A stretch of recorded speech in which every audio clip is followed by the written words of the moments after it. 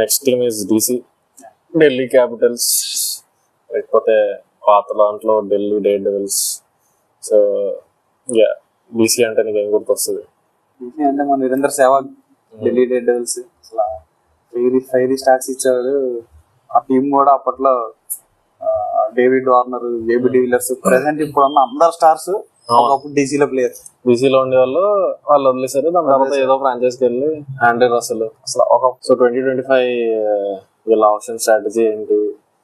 But before that like Delhi management గురించి మాట్లాడాలి. అంటే ప్రతిదానికి సింగిల్ మేనేజ్మెంట్ ఉంటుంది, బట్ ఢిల్లీకి dual management. GMR, JSW. So 2 years వీళ్ళు మేనేజ్ చేస్తారు, 2 years వీళ్ళు మేనేజ్ చేస్తారు. సో వీళ్ళు ఒకళ్ళు మెన్స్ మేనేజ్ చేస్తారు, ఒకళ్ళు ఉమెన్స్. సో ఐ థింక్ 2025 వచ్చే టైంకి జిఎంఆర్ మేనేజ్మెంట్. సో దానివల్లే నాకు తెలిసి పంత్ని వద్దనుకున్నారు. సో జేఎస్డబ్ల్యూకి పంత్ చాలా ఫేవరెట్. పంత్కి అప్పుడు యాక్సిడెంట్ అయినప్పుడు కానీ మొత్తం అంతా జేఎస్డబ్ల్యూ వాళ్ళు చాలా మంచిగా చూసుకున్నారు. బట్ జిఎంఆర్ వచ్చాక కోచెస్ మారారు. Last time Ganguly, Ricky Ponting వాళ్ళు ఉండేవారు. సో వాళ్ళని వద్దనుకుని Hemang Badani, Venugopal Rao. But yeah, according to some reports పంత్కి కోచింగ్ స్టాఫ్ కి అంత సెట్ అవ్వట్లేదు. అది ఎంతవరకు కరెక్ట్ మనకి తెలియదు, ఏం అవ్వచ్చు. సో దానివల్ల వాళ్ళు వద్దనుకున్నారు న్యూ టీమ్. ఎందుకంటే మళ్ళీ యా, రిటెన్షన్స్ ఎవరెవరు చేసుకున్నారు? అక్షర్ పటేల్, కుల్దీప్ యాదవ్, స్టబ్స్, కొరెల్ బాగానే ఆడాడు. మరి keeper, left hander, opener, yeah good talent. So yeah, spinners 2 best spinners ఉన్నారు వాళ్ళ దాంట్లో. ఇండియన్ స్పిన్నర్స్, రిస్ట్ స్పిన్నర్ ఒకరు, లెఫ్ట్ ఆర్మ్ స్పిన్నర్. ప్రాక్టికల్లీ మంచి రిటెన్షన్స్. యా, ఆప్షన్ లోకి వెళ్ళారు. కేఎల్ రాహుల్ తెచ్చుకున్నారు. కేఎల్ రాహుల్ నాకు ఏమనిపిస్తుంది అంటే వీళ్ళు ప్లాన్ చేసుకున్నది ఒకటి, బట్ వీళ్ళకి వచ్చింది ఒకటి. అంటే డైనమిక్ గా మొత్తం మార్చేసుకున్నారు అనుకుంటున్నా. అంటే కేఎల్ రాహుల్ అంత 14 CR కి వస్తాడు అన్న ఏమో 14 CR కి వస్తాడు అనుకోలేదేమో. కేఎల్ రాహుల్ ఫస్ట్ స్టార్ట్ అయిన తర్వాత అది after that round interviews type లో చేస్తారు కదా, అప్పుడు పార్త్ జిందాల్ అనుకుంటా అతను కూడా ఉన్నట్టున్నాడు ఆప్షన్ టేబుల్ లో. ఉంటారు, ఇద్దరు ఉంటారు. అతను కూడా ఉన్నట్టున్నాడు. తనే చెప్పాడు కేఎల్ రాహుల్ తో ముందు నుంచి మాకు మీటింగ్స్ అయ్యి ఉంటది. ఆబ్వియస్లీ మీటింగ్ ఉంటది. బట్ నాకు తెలిసి మరి 20 CR దాకా వెళ్తారేమో అనుకున్నారేమో. మరి అనుకున్నారు. ఆర్సీబీ వెళ్ళకపోవడం సర్ప్రైజ్. అందరూ మినిమం 16 to 18 వెళ్తారు అనుకున్నారు ఆర్సీబీ. బట్ అంటే ప్రాపర్ ఛాన్స్ ఉండే home boy but okay. So నాకు తెలిసి దాని వల్ల మొత్తం వీళ్ళ ఆప్షన్ డైనమిక్స్ మొత్తం మారాయి. ప్లాన్ కాకుండా డైనమిక్ గా చేశారు అనుకుంటున్నా. తర్వాత ఎవరు బ్రూక్ ని ఆర్టీఎం చేసుకున్నారు 9 CR. బ్రూక్ కాదు, JFM, Jake Fraser McGurk. So 9 CR కి ఆర్టీఎం చేసుకున్నారు. అంటే లాస్ట్ సీజన్ మరి ప్రామిస్ చూపించాడు, బట్ యా ఈ సీజన్ అంత బాగా ఆడలేదు. బట్ ఆర్టీఎం చేసుకున్నారు. బ్రూక్ మీద బాగా ఇన్వెస్ట్ చేశారు. సో మిడిల్ ఆర్డర్ మీద పెట్టారు బాగా. మిడిల్ ఆర్డర్ కొంచెం సాలిడ్ మిడిల్ ఆర్డర్ బిల్డ్ చేద్దాం. ఎందుకంటే జేఎఫ్ఎం ఎలాగో తీసుకుందాం అనుకున్నారు. Porel already top order. Axar Patel lower order లో వస్తాడు. అక్షర్ పటేల్ ఫ్లోటర్ 5-6. కేఎల్ రాహుల్ కొన్న తర్వాత ఏమో మరి అప్పుడు నాకు తెలిసి ఆప్షన్ టేబుల్ మీద డిసైడ్ అయి ఉండదు. దాని తర్వాత మిడిల్ ఆర్డర్ లో ఆడాడు కానీ. సో ఇంకెవరిని కొన్నారు? యా, మోస్ట్లీ వాళ్ళు ఫాస్ట్ బౌలర్స్ వెళ్ళారు బాగా. స్టార్క్ వెళ్ళారు, తెచ్చుకున్నారు. స్టార్క్, మోహిత్ శర్మ, ముఖేష్ కుమార్, నటరాజన్. బట్ నటరాజన్ కి 10.75 CR పెట్టారు కానీ యూజ్ లేదు. గుడ్ బై అనేది అశుతోష్ అసలు పంజాబ్ వాళ్ళు వదులుతారని అయితే అనుకోలేదు. పంజాబ్ వాళ్ళకి ఆప్షన్ లేదనుకుంటున్నాను. ఇద్దరు అన్క్యాప్డ్ తీసుకోవాలి. సో ఆప్షన్ లేదు. సో అందుకే వాళ్ళు వెళ్ళలే పంజాబ్. బట్ కరుణ్ నాయర్ గెలరు. కరుణ్ నాయర్ వాళ్ళు ముందే అనుకుని ఉంటారు సిపి అలాగా బేస్ ప్రైస్ లో లాగేచ్చని అనుకుని ఉంటారు. అలాగే వచ్చారు అనుకుంటా. కరుణ్ నాయర్ 50 lakhs. మోహిత్ శర్మ చీప్ గా వచ్చాడు 2.2. ఫాఫ్ లాస్ట్ లో కొన్నారు కదా. ఫస్ట్ రౌండ్ అన్సోల్డ్ అనుకుంటా. బట్ ఆల్మోస్ట్ ఇంకా లాస్ట్ లో కొన్నారు ఫాఫ్ ని. But 2 CR good bye Faf. అంటే ఇంకా అదే ఫిట్ గా ఉన్నాడు. 40 ఇది ఆడేస్తాడు ఇంజురీస్ లేకపోతే. విప్రాజ్ నిగమ్ అది సర్ప్రైజ్ అంటే స్కౌటింగ్ టీమ్ మరి.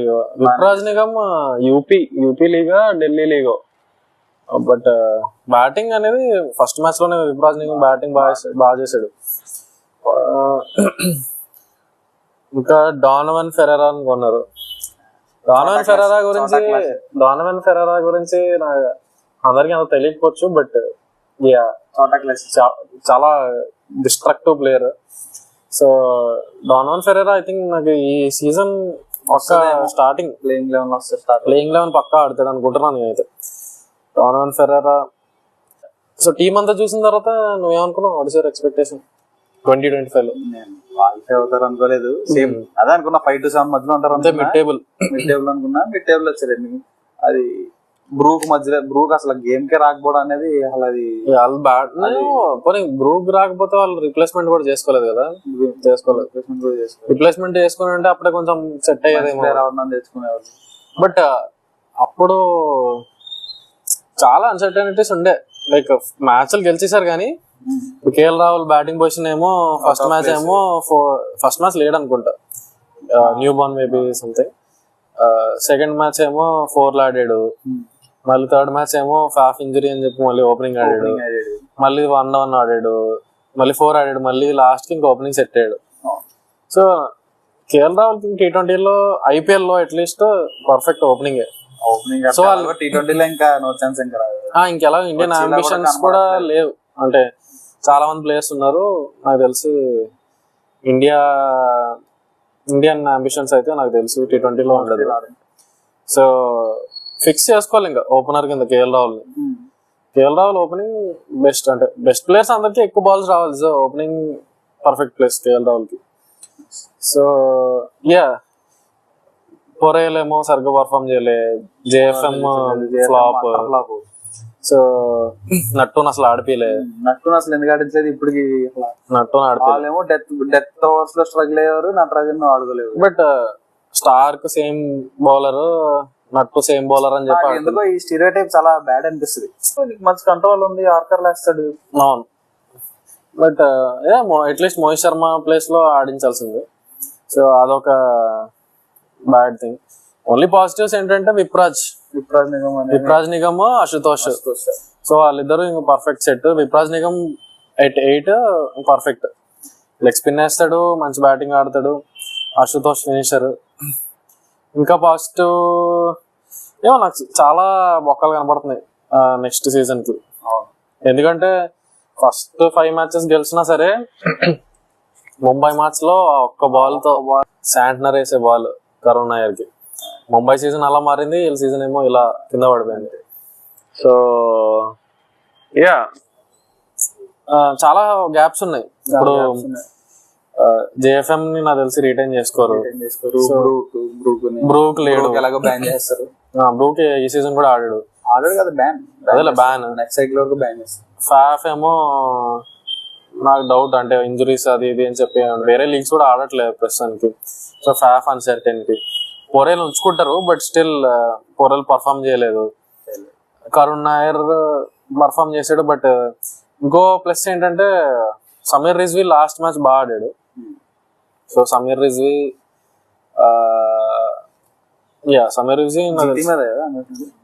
కాదు పంజాబ్ తో ఆడాడు లాస్ట్ మ్యాచ్. పంజాబ్ తో అలాగో టాప్ 2 క్వాలిఫై అయిపోయిన తర్వాత పంజాబ్ సమీర్ రిజ్వీ బాగా కొట్టాడు. సమీర్ రిజ్వీ ఉంటాడు టీమ్ లో. బౌలింగ్ అది ఇప్పుడు ముఖేష్ వదులుతారా, నటరాజన్ వదులుతారా? మోహిత్ శర్మ చీపే కాబట్టి ఉంచుకోవచ్చు. లెఫ్ట్ ఆర్మ్ ఇద్దరు ఉండకూడదు అనుకుంటే మన నటరాజన్ స్టార్క్ వస్తాడో రాడో కూడా తెలియదు కదా. వస్తాడు బట్ నమ్మలేం. 10.5 CR తీసుకెళ్లి బెంచ్ లో పెట్టడం కరెక్ట్. అంతే వదిలేసుకోవడం. అంటే వేరే ఏమైనా కొత్త టాలెంట్ కొనుక్కుంటే బెటర్ ఏమో. సో సీజన్ అయితే బాటిల్ చేసుకున్నారు వీళ్ళైతే. అంత మంచి పొజిషన్ నుంచి. అండ్ వీళ్ళకి కొంచెం రెయిన్ స్పాయిల్డ్ గేమ్ కూడా ఉన్నాయి కదా, ఉన్నట్టున్నాయి. So but lot of uncertainty next season. Series start అయింది అన్సర్టెనిటీతో, అయిన తర్వాత ఆ కెప్టెన్ లేడు. కేఎల్ రాహుల్ కి ఏమో కెప్టెన్సీ అక్షర్ ఎలా చేశాడు అనుకుంటున్నావు? అక్షర ఫస్ట్ 5 మ్యాచెస్ సంభవం వర్కౌట్ అయిపోయిందని నా ఫీలింగ్. ఫస్ట్ 5 మ్యాచెస్ లో కూడా ఫస్ట్ మ్యాచ్ గెలిచారు కదా అశుతోష్ మ్యాజిక్ గెలిచారు. సెకండ్ మ్యాచ్ SRH తో స్టార్క్ ఏమో స్టార్టింగ్ వికెట్లు తీస్తాడు, హెడ్ వికెట్ ఆల్ వికెట్లు. So Starc 1-8 as a team కాదు చెప్పాలంటే. Third match fourth match KL Rahul perform చేస్తాడు. సో అది అయిపోయింది. దాని తర్వాత ఫిఫ్త్ మ్యాచ్ ఓడిపోయారు ముంబైతో. ఫిఫ్త్ మ్యాచ్ అది గెలవాల్సిన మ్యాచ్ చేతిలో మ్యాచ్ ఓడిపోయారు. మళ్ళీ RR తో ఒక match super over, Starc super over. Starc ఎందుకు అంత హైలీ రేటెడ్ అంటే అలాంటి క్లచ్ సిచ్యువేషన్స్ లోనే బాగా చేస్తాడు. సో స్టార్క్ అది ఓకే. తర్వాత మిగతా అన్ని ఇంకా చాలా ఈజీగా అంటే కన్విన్సింగ్ గా ఓడిపోయారు. చాలా వరకు ఈజీగా క్వాలిఫై అవ్వాల్సిన సీజన్ పోగొట్టుకున్నారు. బట్ నెక్స్ట్ సీజన్ అయితే ఛాన్సెస్ తక్కువే ఉంటున్నాయి అనుకో. అండ్ ఇప్పుడు చాలా రూమర్స్ కూడా నడుస్తున్నాయి, ట్రేడ్ రూమర్స్. కేఎల్ రాహుల్ ఉంటాడో లేదో, KKR wants KL Rahul, RR wants KL Rahul. But RR doesn't need KL Rahul, but KKR absolutely needs KL Rahul. But mostly అది అవ్వకపోవచ్చు, బట్ నడుస్తున్నాయి. చెన్నై వాంట్స్ కేఎల్ రాహుల్ అని. నువ్వే అనుకుంటున్నావు Axar Patel next year captain ఉంటాడు అనుకున్నా? ఉంటాడు అంటే నేను అనుకుంటున్నా. అంటే అట్లీస్ట్ నార్మల్ గా టీమ్ 3 years మెగా ఆప్షన్ కి, సో ఫస్ట్ ఇయర్ ప్లాన్ చేసుకున్నది వర్క్ అయినా అవ్వకపోయినా సెకండ్ ఇయర్ కి కంటిన్యూ చేస్తారు. మరి వెంటనే మార్చారు. సో సెకండ్ ఇయర్ కూడా ఇంకా వర్కౌట్ అవ్వకపోతే అప్పుడు డెసిషన్ తీసుకుంటారు. సో తర్వాత సైకిల్ కన్నా మనం మార్చుదామని. అంటే మరి బ్యాడ్ గా ఏం పర్ఫామ్ చేయలేదు. So fifth in the table. So ఉంటాడు. కేఎల్ రాహుల్ కూడా ఇంట్రెస్ట్ లేదు క్యాప్టెన్సీ. కేఎల్ రాహుల్ అంటే ఏం చెప్తాం కేఎల్ రాహుల్ గురించి. నాకు తెలిసి ఇండియాలో most talented player KL Rahul. కాకపోతే ఆ హైట్స్ కి రీచ్ అవ్వాలి. అభిషేక్ నాయర్ టీమ్ లోకి వచ్చిన తర్వాత రోహిత్ శర్మ అదే అన్నాడంట, నువ్వు కేఎల్ రాహుల్ చూసుకో, చాలా టాలెంటెడ్ ప్లేయర్, జస్ట్ కొంచెం బుర్ర మార్చం, ఏం చేసినా పర్లేదు షెల్ నుంచి బయటకు రావాలి. సో రీసెంట్ ఓడిఐలో ఇంకా అసలు లోకా లేదులే, బట్ ఓడిఐలో టెస్ట్ లో స్పాట్ అనేది ఇంకా ఫిక్స్. ఇంకా ప్లస్ తను అందులోకి వెళ్ళిపోవడానికి కూడా ఫ్రీక్వెంట్ టాప్ ఎండ్ చేయడం, 3 ఆడిస్తారు, 5 ఆడిస్తారు. కానీ ఇంకా ప్రాపర్ యూటిలిటీ ప్లేయర్, ఎక్కడైనా ఆడతాడు, ఏదైనా చేస్తాడు. తనకి ఎందుకో ఒక ప్లేస్ ఇచ్చి ఇంక ఇది నీదే అని చెప్తే ఇప్పుడు ఫిక్స్ ఇచ్చారు కాబట్టి అది వచ్చిందేమో. అది మళ్ళీ ఓడిఐలో 5-6 ప్లేస్ ఫిక్స్, టెస్ట్ లో ఓపెనర్ ఫిక్స్. ఓపెనర్ నాకు తెలిసి ఇంకొక నెక్స్ట్ 4 years వరకు టెస్ట్ లో ఓపెనర్స్ ఇంకా కేఎల్ రాహుల్ ఉంటాడు అనుకుంటా. ఎవ్రీథింగ్ అబౌట్ లైక్ 2025 సీజన్ అయితే నా వరకు అయితే ఢిల్లీకి బ్యాడ్ సీజన్ అనే చెప్పాలి. బ్యాడ్ ఆక్షన్ అంటే ఏదో లక్కీ బైస్ వచ్చాయి. బ్యాడ్ ఆక్షన్ అని చెప్పలేము. అంటే ప్లేయర్లు రాకపోవడం, కొన్న ప్లేయర్లు ఫామ్ లో లేకపోవడం, అది కొంచెం.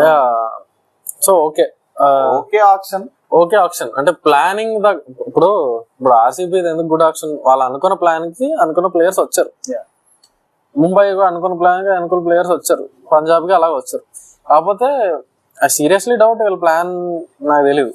కేఎల్ రాహుల్ గురించి ఏమో డైనమిక్ ఆప్షన్ అయిపోయింది అనుకుంటారు. స్టార్క్ పెట్టుకున్నారు, దెన్ ప్లాన్ గా అనుకుంటే ఇప్పుడు నటరాజన్ కి 10 CR ఎందుకు పెట్టి బెంచ్ ఎందుకు చేస్తారు? So I think it is అంటే గుడ్ ప్లేయర్స్ ఉన్నారు. నటరాజన్ గుడ్ ప్లేయర్, అందరూ గుడ్ ప్లేయర్సే, బట్ నో ప్రాపర్ ప్లానింగ్ అనుకుంటున్నాం. బట్ ఈసారైనా కొంచెం మంచి ప్లానింగ్ చేసి చేస్తారేమో చూడాలి. స్టబ్స్ గురించి మాట్లాడలేదు కానీ స్టబ్స్ చాలా గురించి మాట్లాడే అక్కడ సౌత్ ఆఫ్రికాలో రెగ్యులర్ కదా, ప్రాపర్ ప్లేయర్. స్టబ్స్ కూడా అంతే, మ్యాచెస్ ఫినిష్ చేయగలడు, మొమెంటమ్ షిఫ్ట్ చేయగలడు, గ్రేట్ ఫీల్డర్, కీపర్, బౌలర్ ఏదైనా చేస్తారు, అన్ని చేస్తారు. కుల్దీప్, అక్షర్ ఇంకా లాంగ్ టర్మ్ ప్రాస్పెక్ట్స్, వాళ్ళకి ప్రాస్పెక్ట్స్ కాదు లాంగ్ టర్మ్ ఇంకా లెజెండ్స్ అయిపోతారు వాళ్ళ దాంట్లో. అంతే. సో ఈ బీసీ గురించి ఇంకా మాట్లాడాలంటే ఏం మాట్లాడతాం?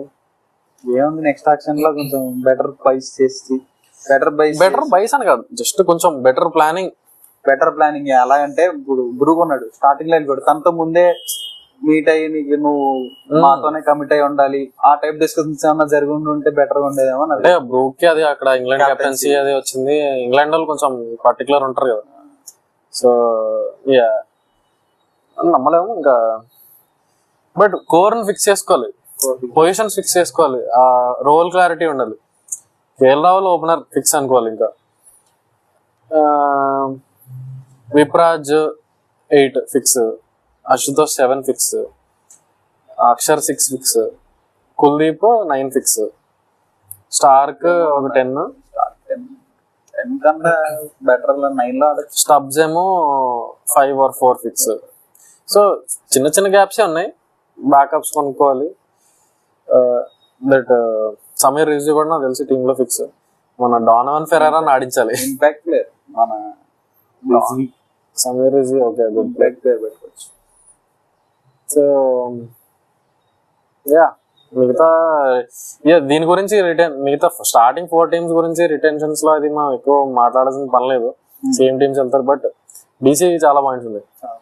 సో యా రిటెన్షన్స్ ఎవరు రిలీజ్ చేస్తారు అవన్నీ November 15th మనం మాట్లాడదాం. So yeah this is about DC. మీ experiences with DC or 2025 season ఎలా అయింది డీసీకి, ఆర్ మీ అనాలిసిస్ ఏంటి, మీ థాట్ ప్రాసెస్ ఏంటి, యా మీరు చెప్పొచ్చు కామెంట్స్ లో. సో మాట్లాడుతూనే ఉందాం, క్రికెట్ మాట్లాడదాం.